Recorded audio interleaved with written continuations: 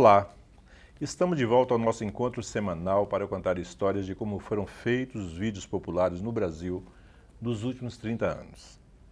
O ano era 1994. O Brasil comemorava uma safra recorde. Mas mesmo sendo considerado o celeiro do mundo, amargava números assustadores sobre a miséria. 32 milhões de brasileiros passando fome. Existem hoje no Brasil 32 milhões de pessoas passando fome. Eu quero saber quem são essas pessoas, qual é a sua situação e, se possível, tentem descobrir se há novas propostas para mudar esse quadro.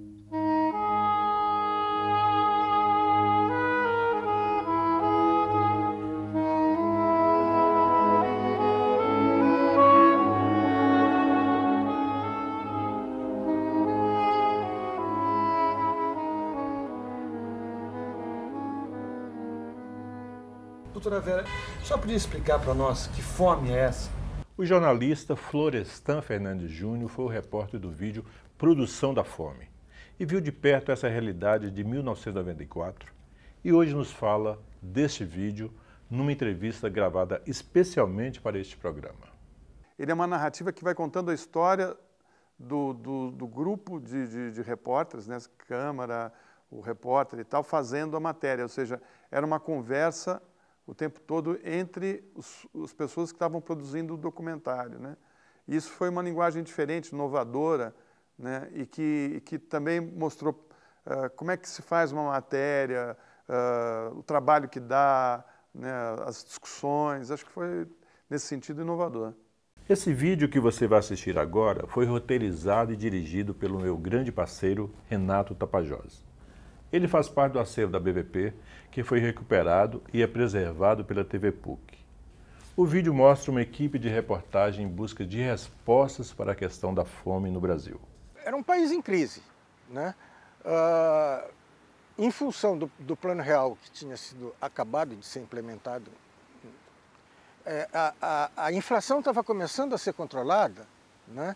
Mas os seus efeitos de 20, 30 anos anteriores, né, ainda eram muito marcados na situação da população, né?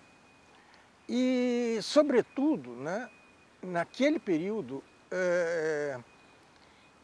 a miséria e a fome, né, estavam muito evidentes, né, porque essa degradação social que vinha vindo desde a época da ditadura e não foi interrompida pelo governo Sarney, né, piorou no governo Collor, né, ela já estava cobrando bastante o seu preço, né?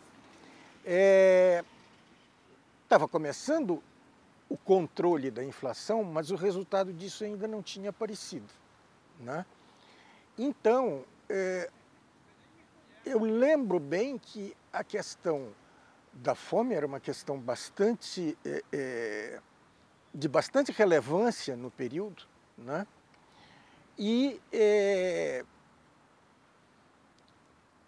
o Movimento Sem Terra, né? O Movimento dos Trabalhadores Sem Terra, né? Na época tinha uma expressão muito grande. A fome, ela é um processo que a gente não pode chamar que apenas da falta da comida, né? Porque existe toda uma série de outras coisas que leva a essa falta, né? Que é a capacidade da pessoa de comprar os alimentos necessários para manter a sua vida durante o dia. O senhor quer saber o que é passar fome, o senhor sabe em cima da fartura, o senhor fica ou doente, ou que não pode, qualquer coisa na garganta, 2, 3 dias que não pode, o senhor já vê que está com fome e não pode comer. Dá aquela soneira medonha, aquela canseira no corpo, é o que dá. A gente fica sem coragem de trabalhar. Tô sentindo fome. E não só como o povo da vizinhança toda. A senhora comeu ontem, hoje? Comi não. Bora, comadre, até a senhora sentiu. Quando é que foi sua última refeição, senhora? Desde sexta-feira. O que a senhora comeu? Eu comi um cardinho de feijão. Caldinho de feijão? Foi. Comi um cardinho de feijão. E hoje, segunda-feira, que a senhora comeu, tomou um café pela manhã? Eu já não comi nada. Não tem nada para comer, nada. O IPEA, um Instituto de Planejamento e Economia Aplicada da Secretaria de Planejamento do Governo Federal, constatou que 32 milhões de pessoas passam fome no Brasil. E essa é uma situação dramática.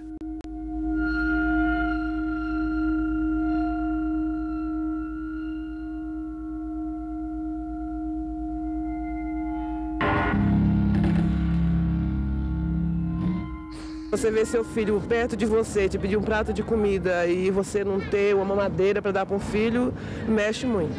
Já pedi para dar para meus filhos, eu mesmo já pedi e já cheguei a comer resto de comida. A pessoa que tem uma má alimentação, ela vai estar mais sujeita, né, a estar adquirindo doenças, infecções e outros tipos de problemas, né, e que vão minando cada vez mais a sua resistência. Até os 5 anos de idade, a gente sabe que a má alimentação pode ser uma causa secundária de morte. O senhor já comeu hoje? Eu estou comendo agora, senhor. Tá aqui, ó. Se o senhor pudesse escolher o que o senhor gostaria de comer? Olha, eu falo para o senhor, eu queria assim uma macarronada boa hoje, né? Com uma carne de primeira, mas a gente não tem condições, quando tem assim um fígado, um peixe, às vezes a gente cata na feira também, né? Aquele sobra de peixe, a gente pega. Olha, se eu tivesse que resumir as causas da fome em uma frase, eu diria que a fome é o resultado de políticas que produzem fome. Políticas econômicas que produzem desemprego, que produzem fome. E é também causada pela cultura brasileira. Uma cultura que favorece a persistência da fome de 2 maneiras. Primeiro, naquele que não tem fome e que acha que não é importante lutar para acabar com a fome. E segundo, naquele que tem fome e que está tão submetido na sua cultura que ele não toma iniciativas para acabar com a sua própria fome. Puxa, Nani, esse documento aqui é muito oficial, tem uma visão muito institucional da produção brasileira. Dá só uma olhada.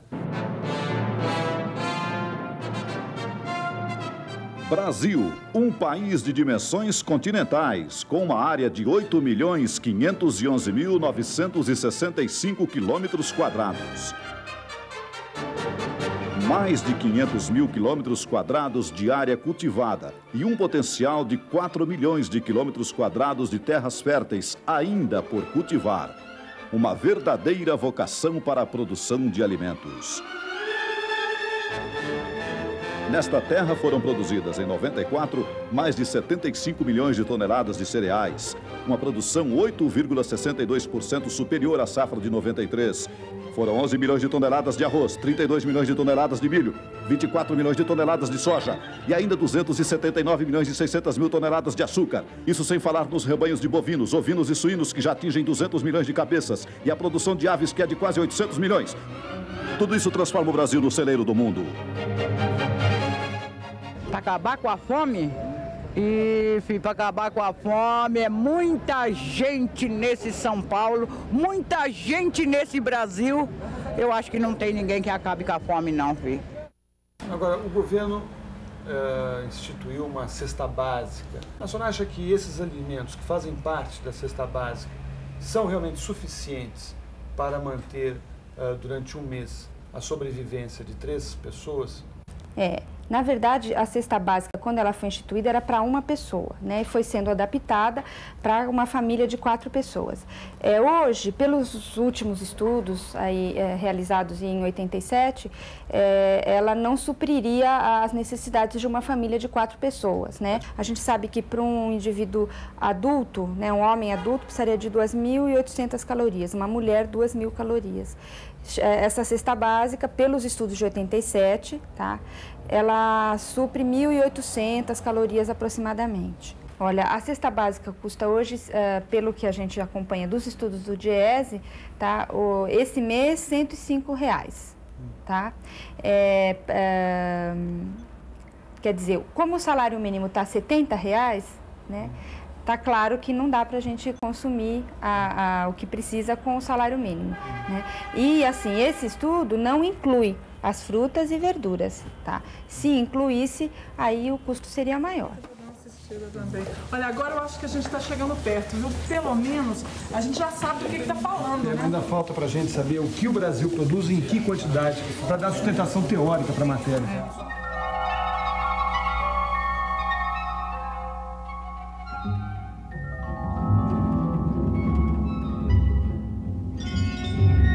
Senhora, por favor, posso falar um pouquinho com a senhora? Por que a senhora acha que tem gente passando fome?